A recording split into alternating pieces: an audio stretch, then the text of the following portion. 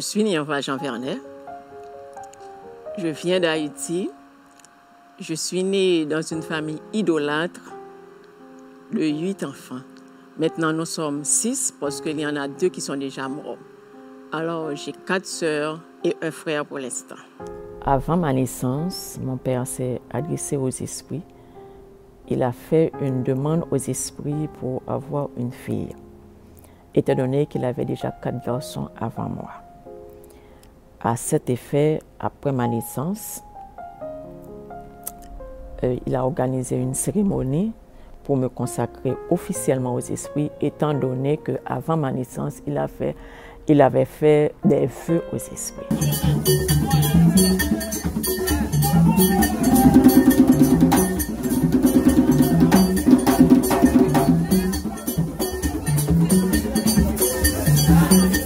À propos de Nienva, c'est que personnellement, étant que petite sœur, j'avais toujours remarqué qu'il y avait quelque chose de spécial à propos d'elle.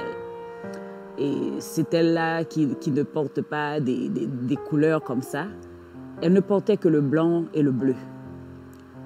Bon, personnellement, j'étais plus petite, il y avait beaucoup de choses que je n'avais pas nécessairement compris.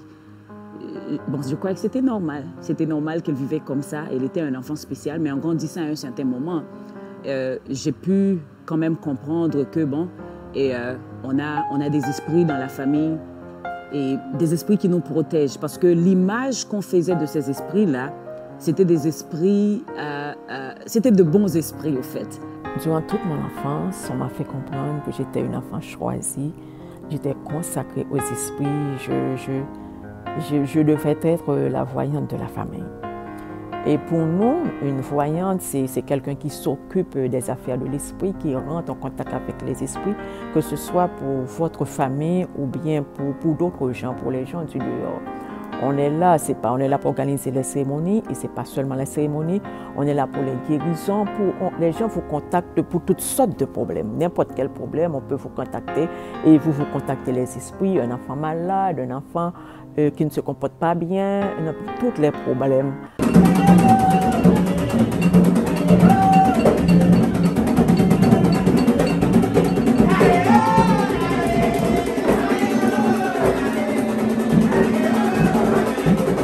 Une chose qu'il faut noter, c'est que, à part toute cette bonne ambiance-là qu'il y avait dans la famille, comme je disais, c'est qu'il y avait ces voyages-là, je dirais, incessantes chez les voyants, que personnellement, moi je suis 7e de la famille, nous sommes 8, je suis 7e. À un certain moment, personnellement, j'ai pu remarquer qu'il y avait toujours ces voyages-là. Je me souviens quand j'avais 13 ans, j'étais malade et sur demande d'une voyante, mes parents ont organisé une cérémonie pour que je sois rétablie chez elle. Au cours de cette cérémonie, j'ai eu des incisions sur tout le corps. On m'a mise dans un trou qu'on avait creusé. On m'a recouvert d'un drap blanc. J'avais de la terre sur tout le corps. J'étais considérée comme une morte. Ceci a duré toute la nuit. Quand on avait compris que la sœur Nienva était spéciale et que normalement elle devrait prendre la relève, c'était normal, c'était quelque chose de légitime. Et à notre vue, c'était aussi non, c'était bien. Comme ça, quand papa ne sera pas là, parce qu'au fait, papa nous avait toujours donné cette assurance-là avec ses esprits. Et pour dire qu'en tout cas, vraiment, c'est ces esprits-là qui nous gardent, c'est eux qui vont nous rendre riches.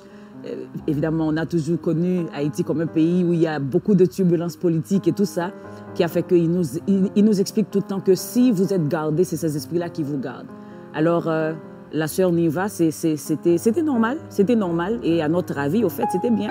Parce qu'on savait certainement qu'un jour, papa allait mourir, mais on allait avoir quelqu'un qui allait certainement prendre la relève et pour que ces esprits puissent continuer à nous protéger et à protéger la prochaine génération. Puisque j'étais celle qui devrait être la voyante, mon père me parlait des esprits de la famille. Il y avait l'esprit principal qu'il me disait, c'est cet esprit-là qui dirige la famille. C'est une femme, elle s'appelait Julie Danton. Il y en avait d'autres aussi. Il me parlait de Jean Danton, Il me parlait, il y en avait plein d'autres esprits, Il y avait l'esprit principal, mais il s'était attaché à l'esprit principal surtout lorsqu'il me disait, lorsque tu vas à l'hôtel, c'est lui en premier, voilà ce qu'il faut faire pour lui, c'est lui qui dirige la famille. Il ne faut jamais vendre le terrain sur lequel est bâti l'hôtel, il ne faut jamais le vendre le terrain, sinon qu'à un membre de famille. Il m'expliquait comment recevoir cet esprit, comment recevoir les autres aussi. C'est toutes ces choses-là que j'apprenais pendant que j'étais enfant. Je commençais à me faire du souci lorsque j'ai voulu me marier. Parce qu'on était 6 filles à la maison. Il y en avait déjà plusieurs qui se mariaient. Et moi, je n'étais pas mariée et je n'avais pas de petite amie non plus. Alors, je commençais à me faire du souci. Et j'en ai parlé à mon père. Personnellement, moi, je dirais que ces esprits-là étaient devenus quand même suspicieux. Et moi qui étais plus jeune, j'avais plein de questions aussi dans ma tête. Je me demande, mais pourquoi ci, pourquoi ça? Ces esprits-là qui sont là pour nous aider, pour nous propulser, mais pourquoi autant de difficultés? Parce qu'au fait, et à part le fait que la sœur Nienva elle-même, elle avait des difficultés à elle, du moins cette difficulté à elle. Nous aussi, les autres enfants de la famille, on avait aussi nos difficultés. Évidemment, peut-être pas aussi sévères comme elle, parce qu'elle-même, elle n'était pas mariée. Et je me souviens, quand elle partait à l'université, je crois avoir entendu une fois qu'elle était partie, on a fait les examens et on a cherché ces examens, on ne pouvait pas trouver ça. Qui a fait que même dans les études aussi, il y avait des problèmes. Mais maintenant, là, c'était flagrant qu'il y avait un problème réel dans la famille et la sœur Nienva aussi, à son niveau, avait vraiment des problèmes parce que, comme je le disais, c'est que je ne l'ai jamais connue avec un copain. Voir qu'elle pouvait sortir avec quelqu'un pendant quelques années et maintenant commencer à s'organiser pour se marier. Et je crois que c'était son problème principal, c'est ce qui avait dérangé tellement qu'elle a voulu comprendre pourquoi. Pour régler cette affaire de mariage, mon père m'a proposé d'organiser des rituels, d'organiser des cérémonies. C'est ainsi que mon père a organisé plusieurs cérémonies autour de cette affaire de mariage. Nous avons été à l'hôtel familial. L'hôtel de famille, c'était une parcelle de terre qui appartenait à mon père et c'est quelque chose qui va de génération en génération. Ça appartenait à son père d'abord et de génération en génération, c'est l'hôtel familial, c'est là où on organisait les cérémonies. Il y avait là aussi une pierre, c'est cette pierre-là qui représentait l'hôtel familial. C'est autour de cette pierre-là que tout le monde se réunissait. Il a invité d'autres membres de famille, les oncles, les tantes, les cousins et cousines. Il a organisé les cérémonies. Il y avait des gens aussi qu'on appelle en créole choual. Ce sont à travers ces gens que les esprits venaient et parlaient. Ces gens étaient là, les esprits sont venus à travers ces gens, ils ont parlé. Il y avait aussi de la nourriture qu'on a préparée pour accueillir les esprits. Ils ont mangé et puis tout le monde a mangé. Et le problème de mon mariage devrait être réglé. C'était organisé pour que les esprits viennent au travers de moi à ce moment-là, mais pendant qu'on organisait ces choses-là, pendant toute la cérémonie, malgré qu'il y avait des poules, on dansait, on m'a préparé de la nourriture, mais l'esprit n'était jamais venu. Et à la fin, on s'est dit que ça ne marchait pas, ça n'a pas marché. Il a organisé plusieurs cérémonies, il y en avait une première, il y en avait une seconde, et c'était la même chose. Il n'y a rien qui était réglé pour l'affaire de mariage.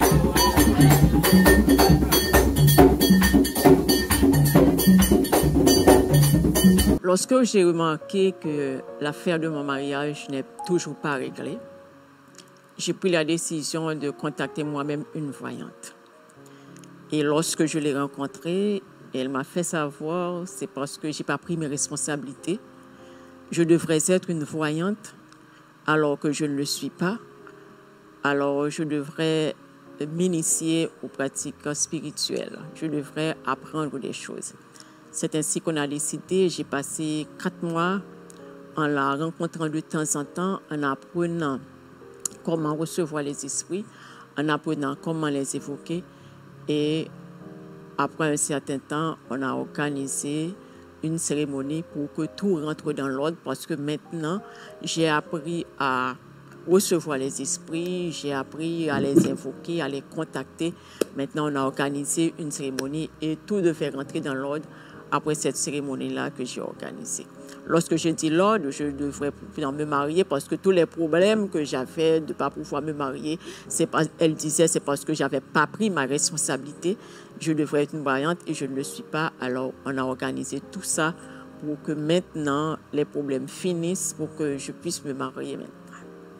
C'est ainsi que moi-même, j'ai pris la résolution maintenant de faire tout moi-même, de ne plus m'adresser à mon père pour organiser les cérémonies pour moi. Je me suis dit que je vais organiser des cérémonies moi-même. J'ai contacté une voyante. C'est alors que la voyante m'a parlé d'un esprit personnel qui est attaché à moi. Il m'a parlé de Dambala qui est attaché à moi, que je dois me marier avec lui et organiser une cérémonie à cet effet. Et c'est ce que j'ai fait. J'ai organisé la cérémonie. Il y avait des poules, on a dansé, on a chanté, on a tout et tout. Et d'autres esprits aussi. Parce que même quand on se mariait avec l'esprit, ce n'était pas avec un seul esprit, c'est avec plusieurs esprits qu'on se mariait. Que je me mariais, il y avait Dambala, il y avait d'autres esprits encore, d'autres esprits garçons, d'autres esprits femmes. C'était plusieurs, la cérémonie était organisée et les poules qu'il y avait, c'était une poule pour chaque esprit. Il y avait du riz collé avec pois, il y a toutes sortes de nourriture pour tous les esprits. Parce que chaque esprit avait sa propre nourriture et on a préparé ça, c'était plusieurs esprits, on a préparé ça, on a organisé ça.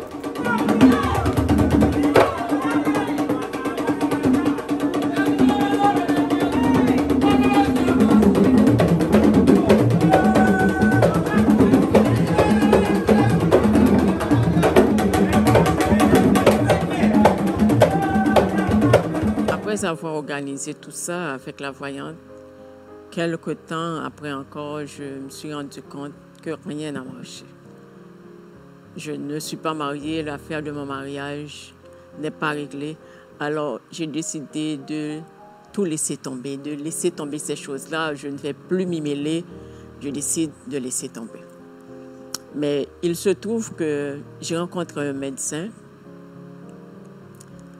À ce moment-là, je ne me sentais pas bien. Il y avait une mort dans la famille. J'avais mon frère qui était mort. Et puis, je ne me sentais pas bien. J'ai rencontré un médecin. Il m'a vu triste. Il m'a posé la question. Il m'a dit pourquoi j'étais tellement triste. Il faut dire aussi que c'est un ami de membre de la famille. Moi, je ne le connaissais pas, mais c'est un ami de membre de la famille. Je me sentais à l'aise à parler avec lui. Il était à l'aise aussi à me parler. Il m'a demandé pourquoi j'étais si triste. Je lui ai dit à cause de mon frère qui est mort, parce que cette histoire nous avait assez saccagé dans la famille. On avait assassiné mon frère. On n'avait même pas retrouvé son corps. Et puis, c'était assez émouvant comme ça pour nous. Je crois que la chose là qui va encore vraiment nous interpeller, c'est la mort de notre frère. Nous avions l'aîné de la famille qui a été assassiné. Et c'était fracassant, c'était difficile. C'était quelque chose que la famille ne pouvait pas supporter. Et en plus qu'il était mort assassiné, on n'avait pas retrouvé son corps. C'était trop douloureux. C'était trop douloureux pour nous. Au dire de ce médecin-là que j'avais rencontré, il faut dire qu'il était franc-maçon. On a organisé la cérémonie pour que tout rentre dans l'ordre, que je me marie, que les problèmes cessent, parce que je n'avais pas repris mes responsabilités. C'est à cause de ça qu'on a organisé la cérémonie. Toujours après cette cérémonie, la chose n'était pas réglée, je ne m'étais pas mariée. Et malgré tous ces voyages chez les voyants, tout le temps, on part, on fait une cérémonie ici, on fait une autre cérémonie là-bas. Et à part les grandes cérémonies qu'on faisait aussi, il y avait aussi les petits voyages là de temps en temps. Un enfant qui est malade, on se réveille avec un rêve et tout ça, et puis on part chez le voyant, aller voir, aller chercher pour savoir pourquoi. Au fait, je parle de ça, c'est seulement parce que c'était ça la pratique de notre vie. Au fait, c'était normal, c'était normal. Et comme je le disais, ces esprits-là se dépeignent comme des esprits qui sont là pour nous protéger et nous garder. Mais pendant que les années avancent, on a pu remarquer que les problèmes deviennent encore plus sévères. J'ai décidé encore de rencontrer une autre voyante. j'ai rencontré cette voyante et elle m'a fait savoir que c'est parce que j'ai emmené papa sur le terrain, sur l'hôtel familial, que je ne devrais pas organiser la cérémonie avec lui, il faudrait faire toute seule. C'est pourquoi que ça ne marche pas. Alors, j'ai décidé d'organiser la cérémonie toute seule. Lorsque je dis toute seule, des autres membres, sans papa, inviter d'autres membres de la famille. La voyante elle-même, elle était là. Et puis, on a organisé la cérémonie à l'hôtel familial. On a accueilli les esprits, on les a invoqués. Les esprits sont venus à travers elle. Elle a parlé. Il y avait la nourriture et tout ce qu'on savait faire, danser, manger, tout et tout pour la cérémonie. On a organisé ça. Il y a encore beaucoup d'autres questions qui se sont posées. Évidemment, on ne s'était jamais réunis en tant que famille vraiment pour nécessairement parler de ça. Mais on a pu comprendre que, en tout cas maintenant là, il y a quelque chose qui n'allait pas. Il y a des problèmes et on avait quand même pu comprendre que tous ces problèmes-là étaient dus au fait qu'on avait accord avec ces esprits-là. Malgré que peut-être qu'à ce moment-là, personnellement, moi, je m'étais déjà convertie, mais il y a d'autres qui n'étaient pas encore convertis. La sœur Niva, personnellement, n'était pas encore convertie. On n'avait pas nécessairement tout compris, mais on avait quand même compris que c'était l'accord avec ces esprits-là qui avait causé autant de malheur au niveau de la famille. Lorsque j'ai remarqué que tout n'allait pas dans ma vie, j'ai décidé de me convertir et je me suis dit que je vais rentrer à Boston, à Centre d'adoration Vie Abondante. À cette époque-là, il y avait la grande convention des amoureux de Dieu, c'était en 2018. J'ai participé à la convention et après, j'ai rencontré le pasteur Samuel Kamanga. J'ai rencontré le pasteur Samuel. Il y avait un jeune de 40 jours qui se faisait à l'église. Il m'a demandé de participer aux jeunes et j'ai participé aux jeunes. Et un soir, durant la session, les esprits se sont manifestés durant le moment de prière. Et après la session, j'ai vu le pasteur. Il m'a dit de le rencontrer après pour pouvoir procéder à ma délivrance. C'est ainsi que je l'ai rencontré, lui et son équipe. Je l'ai rencontré. Il a procédé à ma délivrance. Plusieurs esprits se sont manifestés durant ce moment-là. Il a prié pour moi. Et je peux dire aussi, même avant de venir à l'église, je souffrais beaucoup de Haïti étant avant de venir à Boston. Je souffrais déjà, j'avais mal partout dans mon corps. Et les esprits m'ont fait savoir qu'ils vont me tuer. Ils voulaient me tuer, je souffrais dans mon corps, j'avais mal partout dans mon corps. Je souffrais énormément, j'avais beaucoup maigri. J'étais méconnaissable, c'est la mort que je voyais. Le Seigneur a orchestré les événements et la sœur Niva est entrée à Boston. Quand elle est venue à Boston, elle est venue à Sava Church. Et c'est à ce moment-là qu'elle a rencontré le pasteur Samuel. Et le pasteur Samuel a commencé vraiment à faire un travail de délivrance pour elle. Avec toute l'équipe, il a travaillé. C'était un travail, moi je dirais, musclé, un travail intense. Parce que pour, premièrement, démasquer ces esprits-là et les désenraciner, ce n'était pas facile du tout. La sœur Niva, de mes propres yeux, j'ai vu combien elle a souffert, combien ces esprits-là ont voulu la tuer, finir avec sa vie. Mais la chose était que, comme la Bible le dit, celui qui est en nous est plus fort que celui qui est dans le monde. Et Jésus a sauvé sa vie. Durant ce moment-là, j'ai participé aux jeunes à la demande du pasteur Samuel Kamanga. Lui et son équipe, ils ont procédé à ma délivrance. Il a prié pour moi et j'ai été délivrée de ces esprits-là. Elle a été totalement délivrée de ces esprits méchants. Elle a été totalement délivrée de ces esprits malins. Sa vie a été totalement restaurée. Sa santé a été totalement restaurée. En tout cas, je bénis le Seigneur parce que, personnellement, étant que petite sœur, je peux voir comment Dieu lui-même peut restaurer toute une vie. Restaurer toute une vie. une vie qui a été affectée. Il faut noter que quand ces esprits-là, qui se disent bons esprits, esprits familiaux, ils viennent de la famille, ils ne sont pas venus pour bâtir la vie ou bien pour donner la vie. Et d'ailleurs, ils n'ont même pas la vie. Tout ce qu'ils amènent, c'est la mort. Et quand on voit quelqu'un dans sa famille qui connaît ces esprits-là, parce qu'au fait, depuis son enfance, on a dit que c'est elle qui devrait prendre la relève. Mais il faut noter que vraiment, ces esprits-là l'ont vraiment changé en une personne difficile même, je dirais.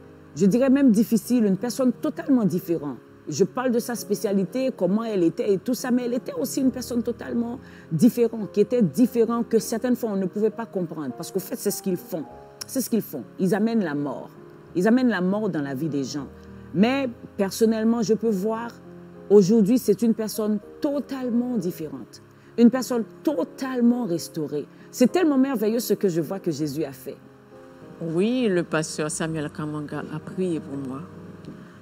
J'ai reçu Jésus-Christ dans ma vie. Il n'y a plus de douleur. Il a chassé toutes les douleurs. Jésus-Christ m'a guéri. Je suis une autre personne. Je bénis le nom du Seigneur. J'ai rencontré un Jésus que je n'avais jamais connu dans ma vie. Je suis une autre personne. C'est la paix dans ma vie maintenant. C'est la joie dans ma vie maintenant. Je vis en bonne santé. La famille s'est réconciliée aussi parce qu'il y avait beaucoup de divisions de la famille à cause de ces esprits-là. On s'est réconciliés. Maintenant, c'est la paix, c'est la joie. Je suis une autre personne. Je sers à l'église. Je suis dans un ministère. Je suis une autre personne, nouvelle créature. C'est la paix, c'est la joie maintenant. Je bénis le nom du Seigneur parce que c'est seulement Jésus qui peut faire une chose pareille, de me tirer de la mort où j'étais maintenant. C'est la vie. Jésus, c'est le Dieu de la vie. Il donne la vie. J'ai la vie là maintenant et j'ai la vie en abondance. C'est comme un rêve. C'est tellement beau.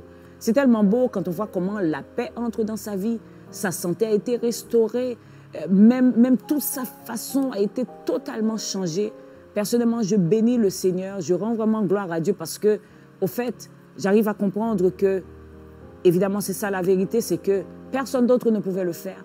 Ça nous rend compte, ça nous fait rendre compte que finalement, c'est Jésus qui est la vérité et la vie. C'est Jésus vraiment qui peut donner la vie. Il a dit que le voleur est venu voler, égorger, tuer. C'est ce qu'il est venu. Il est venu détruire. Mais lui, il est venu donner la vie et la vie en abondance. Et franchement, aujourd'hui, je peux témoigner que je vois vraiment la vie abondante dans la vie de la sœur Néanfa. Et c'est Jésus qui l'a fait. À tous ceux qui pratiquent qui sont dans ces choses spirituelles, ces pratiques spirituelles-là, les voyantes, les gens qui voient, qui rencontrent les voyantes de temps en temps, je tiens à vous dire, tout ceci, c'est pour vous induire en erreur. Ce sont des mensonges. Il n'y a que Jésus qui soit la vérité. Il l'a dit dans sa parole, il est le chemin, la vérité et la vie. Toutes ces choses-là, c'est pour vous détruire. Moi, si je n'étais pas, si j'avais pas reçu la conversion, si je ne m'étais pas donné à Dieu, je ne sais où serais-je là maintenant. Parce que c'est la mort que je voyais. Maintenant, c'est la vie. Je vous invite à vous donner à Jésus. C'est lui le chemin. C'est lui le chemin, la vérité et la vie. C'est lui seul qui peut vous donner la vie. Avec ces esprits-là, c'est la mort. Il n'y a qu'en Jésus qu'il y a la vie.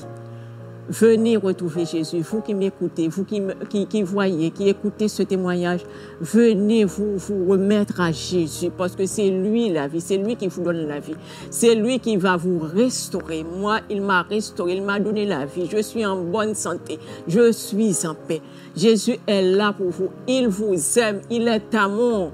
Ses bras sont grands ouverts pour vous recevoir. Il ne vous rejettera pas. Venez à lui, vous serez bien. Il ne vous rejettera pas. Ses bras sont grands ouverts pour vous recevoir. Jésus est la vie. Remettez votre vie à Jésus. Il en est temps. Il est le seul et unique Dieu. Il est la vérité. Remettez-vous à Dieu. Il vous attend.